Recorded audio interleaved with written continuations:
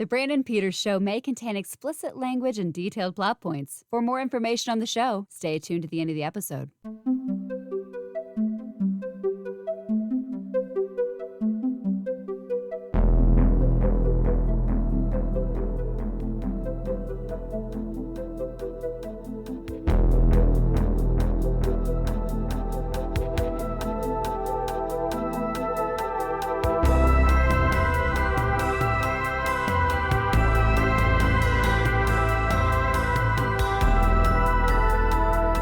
And now, here's Brandon.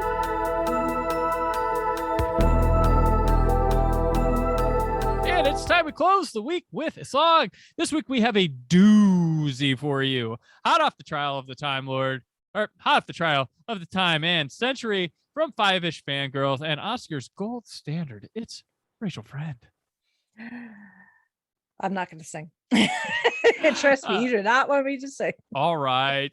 Dr. Distress was a charity record released within 2 weeks of the announcement of Doctor Who's cancellation on the 25th of February, 1985. Lyrics written by Ian Levine and Fiatra Trench, who also wrote the super rad theme for K9 and Company. It features performances by Colin Baker, Nicola Bryant, Nicholas Courtney, Anthony Ainley, Faith Brown, Bobby G, Justin Hayward, Justin Hayward of the Moody Blues. John Lodge of the Moody Blues. Rick Buckler with his band Time UK, Warren Cann, Phyllis Nelson, and it was done by Ian Levine's record label, Record Shack Records, released on 7-inch and 12-inch vinyl with instrumental versions of the final High Energy Dance number on the B-side. All benefits for this, all proceeds of this album went to the National Society for Cancer Research. Fun fact, Rachel, guess what? It failed to chart in the United Kingdom. No. Yeah. You know why? It's because they wanted Gary Glitter to be involved, but he couldn't because he dislocated his shoulder. Oh. See if Gary Glitter had not hurt himself. Would have done it. Instant number one. So this is I just can't take this thing serious. No, this is one of the biggest oddities in the history of Doctor Who. Like and you know me, I'm the biggest Sixth Doctor fan up there. I was like, if I'd been alive at the time and aware what was going on, I totally would have been like, yes, save Doctor Who. But even I, this is almost up there with Colin Baker's fingernail clippings. Is this? I mean, this is weirder than what there's Christmas with a Dalek was the song that Doctor Who did. Fraser Hines had a song like. They went out and they're like, we're going to top this shit. Like this is We Are the World, but like I said, it worked for Live Aid. Can you please put Doctor Who on the air again, please? Yeah. It is, and everybody's like, some people are belting this thing out. It's. Yeah, I mean, the professional singers, they're doing it. They can carry a tune. I mean, Colin can sing. If you've ever heard the Big Finish Doctor Who and the Pirates, Colin can sing. Okay. So he could carry a tune. Nicola, you're adorable. She did it. She showed up. She sang the words. Showed up. And she looked great doing it. Exactly. Meanwhile, Nicholas Courtney and Anthony Ainley knew exactly what they were supposed to do and also showed up. So this feels like, and this is done for real, but it feels like this came off some like sketch comedy show. It seems like it should have been something for like Red Nose Day or like Blue Peter or something. Monty Python's Flying Circus. Yeah, Monty Python, something. Like if Monty Python had done this, I would probably take it way more seriously. Hell, this would have fit right into Tim and Eric Awesome Show Great Job. If you ever saw that one. it would, if you would have flipped this in there, I'd have thought they made it and been like, well, that's really funny. Find some way to work this into Curse of the Evil Death. Yeah. Have a musical segment Yeah. to go with it. Doctor in Distress. Like they're so like this. I mean, I don't know if Rowan Atkinson can sing, but yeah. They probably can. So like it's like space, and they have like a colored spotlight in the middle, and someone's face will be in there of who's singing a verse. And there's the choir room of people with a TARDIS in the background singing together, holding the sheet music, and it's so embarrassing. Like it is. Being a fan at the time, I'd been like, no, Doctor Who rules, and then something like this comes up, and you're like, you gotta trust me, man. It's cool. I like this show. I love it. And yeah. Doctor in Distress. Like, it's so weird. And you got like you can't watch it just once. You have to be like, did I just see what I saw? I did see what I saw. I don't know if you'll get through the second time, but you're like, wow. Yeah. Like, yeah. wow. And yet people want to argue with me about dimensions in time. Yeah. And here's the thing, like, and you get one of Doctor Who's harshest like critics of people, Ian Levine, and he made this. It's like, dude, you don't. I would just. He had a lot of regrets after. He did, but you still made it, and so you can still forgive people making things that you might not like now that others do. Or decisions being made. He said later he described it as this is a quote, an absolute balls up fiasco. Yeah. It was pathetic and bad and stupid. It tried to tell the Doctor Who history in an awful high energy song. It almost ruined me. Yeah. Yeah. That is from Ian Levine's mouth. Yep. Yeah. He's normally yeah, he's a big critic of things, Doctor, because he's a guy. For those who don't know, Ian Levine he was a record producer or something. He managed to save some Doctor Who episodes early on in searching for missing episodes, and got involved with that. But he also hoarded missing episodes, saying he was trying to build up some capital with trading for people. When the BBC was actively looking for these things. He became an advisor during Colin's first season of the show with John Nathan Turner, trying to put some like deep cut knowledge into some of the scripts. But he also since very critical of the show and stuff, because it sounds like he's just jealous they're not coming to him and asking him what he would do. That's what it comes across as to me. But I do give him credit. We do have a lot of missing episodes returned and found because of his efforts, but he could still be holding on to some that we don't know of, even because he is that way. And these people sometimes claim they're holding them to trade later on down the road or something. That it might be something like if he has the Celestial Toymaker 1, he knows he has it. He knows he can make a copy of it, but traders don't think it's out there, and he can trade it for the Massacre 3, and we'll have both Massacre 3 and Toymaker 1. So that's his thinking of it, but still, like, you got Toymaker 1 nowadays. Come on, give it. Like that's on that. I get that world, and I don't at the same time. Life is short. People would like to see these things again, but hey, cool. Your film can collection's awesome. Great. But yeah. So yeah. Do you pop this on in the summer, Rachel, and listen to Doctor in Distress? Like, no, I don't. It's so wild. Like every now and then I'll just be like, yeah. There are a lot of oddities in Who fandom, and music wise, there are plenty that happen with actors in the roles and stuff like that. This is like a cheap song to like melody to go through, and just it, like I said, it's parody, but not. It's play. This is not played for anything. This is straight. has Colin ever said how he felt about this one? Not that I've like- ever heard, but It's weird. Like, next time I see him, I'll ask. yes. For the price of 3 toenail clippings, could you give me a soundbite on Doctor in Distress? That is the currency. I'm sure he's not too fond of it. It's just weird. And there's some the rat.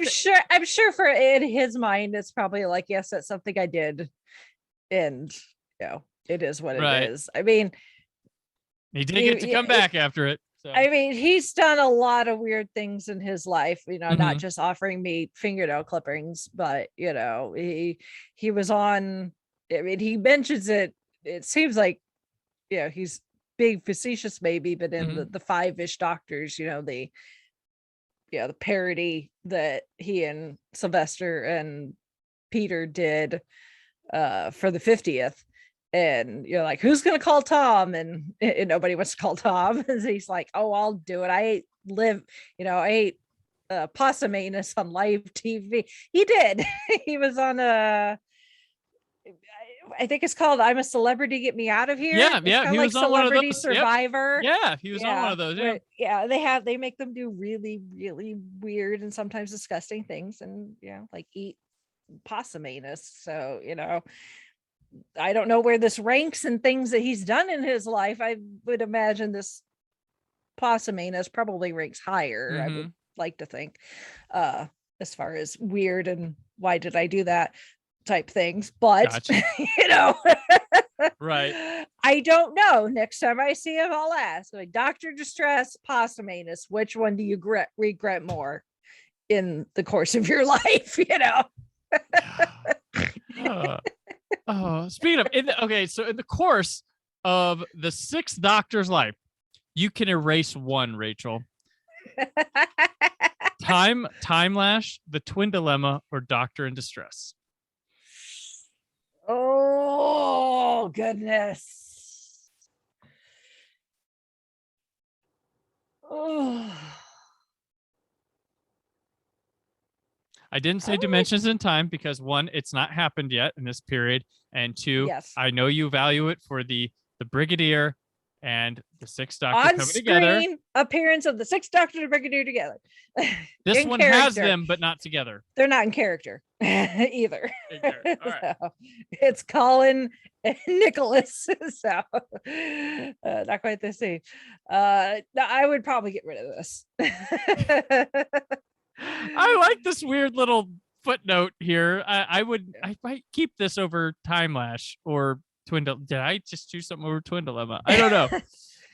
I mean, he's got to have a first episode. He does. So Attack of the Cybermen would make such a better first episode. That is true. And I mean, the Strangleton Perry is very unfortunate, but it does establish, or it also helps add to the precedent that regeneration, really the post-regeneration time period I'm sold there. Can be very, very volatile.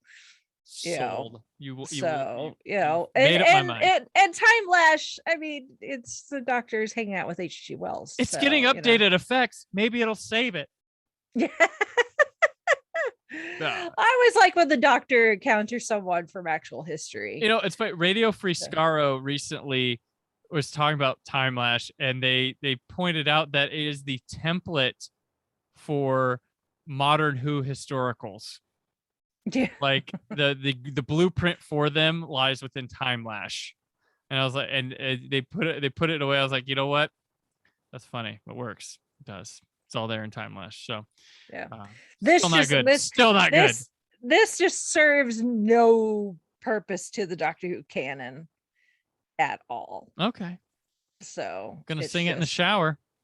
I mean, you could, but I mean, they could just as easily just come up with a remix of the theme song and do something fun with a disco remix. Yeah, I mean, they have the disco version of the Star Wars theme. They do. And Friday the 13th got a disco mix of its theme. We could do that. Yeah. Disco Doctor. Yeah. Dr. Disco. Right Except up there it with wouldn't be Disco Colin's Duck. era. It was dead by the time Colin was there. But That and Disco Duck. Disco So, Duck. All right. All right. Well, this also has some rad graphics to it. So if you're into old 80s like lights and graphics and stuff, maybe you're not gonna like this. Is stupid, this whole thing. Yeah. But, I'm not trying to sell anybody Well, on this. This is and you weird know, and- it's like the versions that are out there, like on YouTube and stuff. I don't know where these people have ripped these from, because I'm sure it's like copies of copies, probably. Because as far as I know, the BBC or whoever does not want to acknowledge this and try to do any sort of cleanup. Gotcha. To be put on a future Blu-ray or Yeah. something. So Yeah. I don't know. You can Maybe find it the on season, YouTube. maybe the season 22 Blu-ray will surprise us. We'll have to see. It was not on the Time Lord one. No, it the wouldn't Trial be, of because Time- it was in between. It was in between. It was in So. between. And I wanted to do this last time, I will say, but Rachel said, no, we're doing it next time. So When it's more timely. when it's more timely. Okay. Well, hey, that does it. That wraps us up for Colin Baker officially here until we tackle Dimensions in Time someday. I will take that over this any day. There you go. And I appreciate everybody who checked in this week. You Trial of the Time Lord fans, you got it 1, 2, 3, 4, bam, right in a row. And those who stuck around for this, hey, more power to you. But Rachel, thanks so much for Have some carrot juice on us. Yeah, carrot juice on us. Rachel, thank you for charging through this Colin Baker era with me and sticking around for Doctor in Distress. But until your glorious return to the show, where can people keep up with you for like the 5th time this week? But this is for the randos that go, I wonder if a podcast ever just devoted a whole episode to Doctor in Distress. Yes. There Who's you Brandon Peters? go. This is the only podcast episode ever, Yeah. I think. So you can find me on Gold Standard, the Oscars podcast, where DJ Nick, Zan, and I are watching and reviewing every single Academy Award winner for Best Picture in chronological order. That is bi-weekly and can be found anywhere you find podcasts and on Facebook at Gold Standard, the Oscars podcast. And then also you can find me every week with the Five-ish Fangirls podcast, where we talk about all things geeky and nerdy from the female perspective. And we can also be found wherever you find podcasts and at the fiveishfangirls.com, where you can connect with all of our social media accounts and my personal ones as well. All right. And I'm on Twitter and Instagram at Brandon4KUHD, written work at wiseoutblue.com. The Brandon Peters Show returns next week. Until then, stay film positive. Thank you for listening. The Brandon Peters Show is a Creative Zombie Studios production. Produced by Brad Shoemaker and Brandon Peters. Written and edited by Brandon Peters. Announcer vocals by Jessica Alsman. Theme song by Metavari. Web design and show art by Brad Shoemaker with Brandon Peters. All music and clips featured in the episode are property of their respective studios, and no infringement is intended. Additional information on this and other episodes at BrandonPetersShow.com. For any inquiries, press opportunities, or sponsorship, contact mail at BrandonPetersShow.com. The show is available on Apple Music, Spotify, or anywhere podcasts are found.